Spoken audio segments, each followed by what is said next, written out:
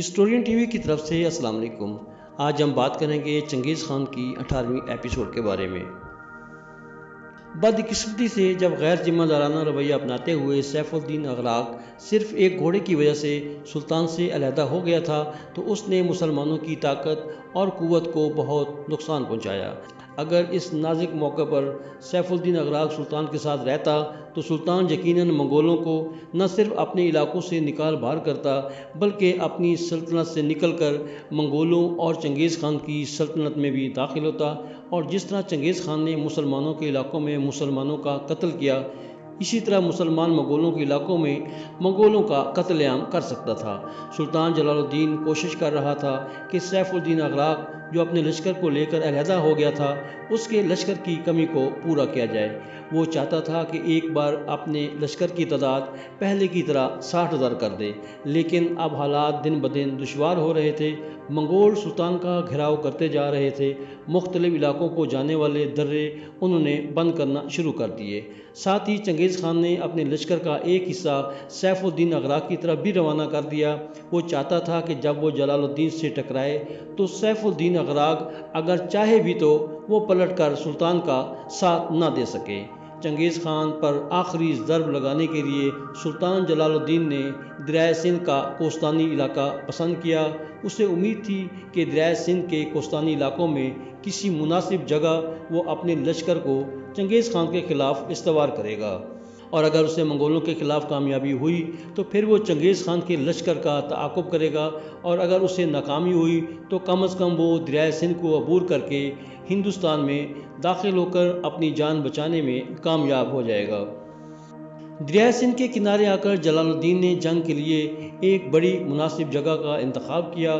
اس نے جس جگہ کا انتخاب کیا وہاں دریائے سندھ کا بہاؤ اتنا تیز اور پانی اتنا گہرا تھا کہ دریا کو پار نہ کیا جا سکتا تھا۔ جس جگہ وہ میدان جنگ بنانا چاہتا تھا اس کے بائیں طرف بلند کوہستانی سلسلہ تھا۔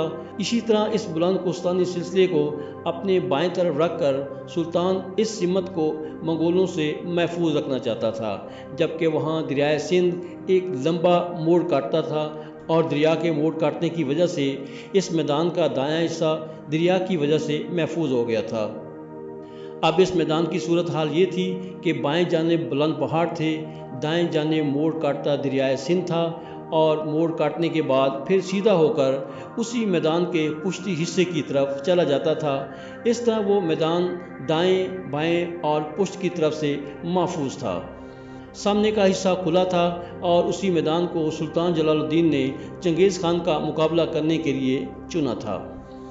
ایک روز اچانک صبح سویرے چنگیز خان اپنے پورے لشکر کے ساتھ اسی میدان کے سامنے نمودار ہوا جس کا انتخاب سلطان نے جنگ کے لیے کر رکھا تھا۔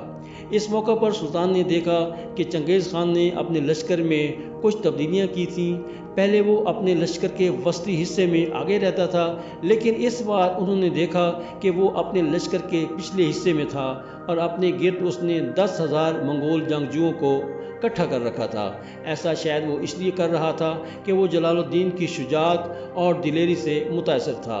وہ جانتا تھا کہ وہ کسی بھی موقع پر اگر جلال الدین جنگ پر حاوی ہو گیا تو اس کی گردن ضرور کاٹ دے گا۔ اسی بنا پر اس جنگ میں چنگیز خان اپنے لشکر کے پیچھے رہا۔ جنگ کی ابتدا کرنے کے لیے چنگیز خان نے اپنے لشکر کے ایک حصے کو آگے بڑھایا۔ اس کا مقابلہ کرنے کے لیے سلطان نے اپنے لشکر کے بائیں حصے کو، جس کی کمانداری امین الملک کر رہا تھا، آگے بڑھنے کا حکم دیا۔ جب مسلمان اور منگول ٹکرائے تو امین الملک کی طرف سے منگولوں پر ایسا حملہ ہوا کہ منگول شکست کھا کر چیختے چلاتے پیچھے بھاگ گئے۔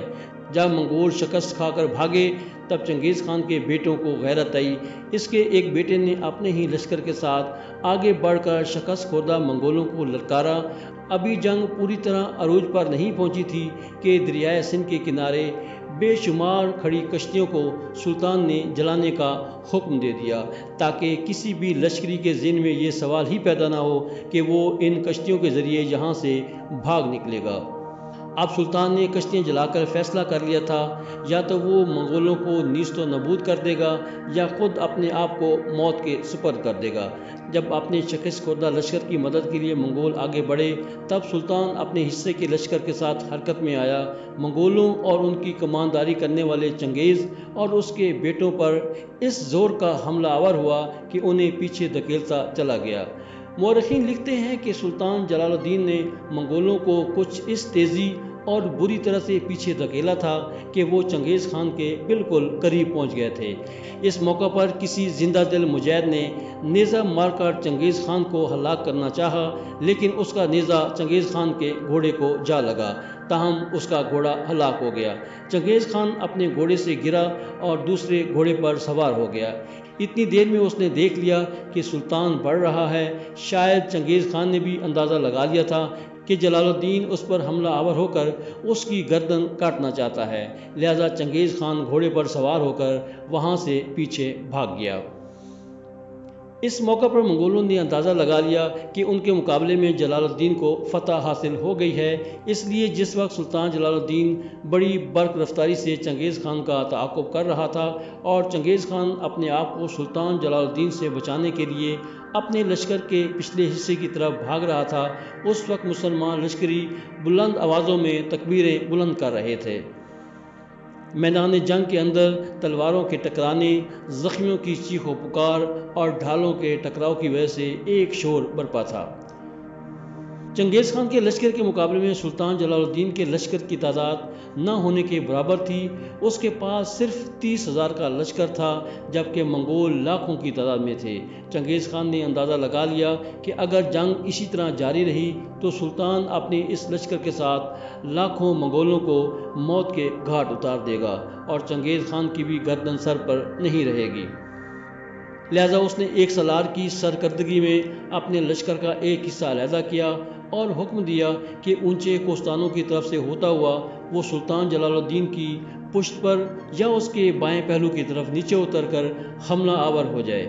اس طرح جلال الدین کے لیے جنگ کے 2 محاذ کھل جائیں گے اور اپنے چھوٹے سے لشکر کے ساتھ وہ 2 محاذوں پر نپٹ نہیں سکے گا۔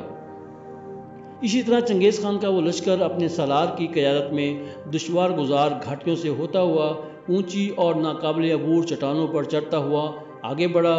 اس موقع پر کئی منگول کوستانی سلسلہ کے اوپر سے نیچے گھاٹیوں میں گر کر ہلاک بھی ہوئے، لیکن سپہر تک منگولوں کا وہ لشکر اس پہاڑ کی چوٹی پر جا پہنچا جو سلطان جلال الدین کے لشکر کے بائیں طرف تھی۔ پہاڑ پر چڑھنے والے یہ منگول تعداد میں اس قدر تھے کہ ان کی تعداد سلطان جلال الدین کے کل لشکر سے بھی کئی گنا زیادہ تھی۔ اس طرح پہاڑ پر چڑھنے والے منگول نیچے اترے اور سلطان کے لشکر کے ایک پہلو پر انہوں نے حملہ کر دیا۔ سامنے کی طرف سے چنگیز خان نے بھی یہ مناسب موقع جانا اور وہ جانتا تھا کہ اگر اس موقع سے بھی منگولوں نے فائدہ نہ اٹھایا تو منگول دریائے سندھ کے کنارے خود ختم ہو جائیں گے۔ اگر 2 طرفہ حملہ سے بھی جلال الدین قابو میں نہ آیا تو پھر وہ منگولوں کی گرفت سے باہر ہو جائے گا اور ان کے لیے نہ ختم ہونے والے خطرے کی صورت اختیار کرے گا۔ تاہم یہ سب سوچنے کے بعد چنگیز خان اور اس کے بیٹوں نے بائیں جانب سے پہاڑ پر چڑھنے والے سلطان کے لشکریوں پر طاقت اور قوت سے حملہ کر دیا۔ ناظرین، ہمارے چینل کو سبسکرائب اور لائک ضرور کریں تاکہ آنے والی اگلی قسط آپ کے پاس بغیر تاخیر کے پہنچ سکے۔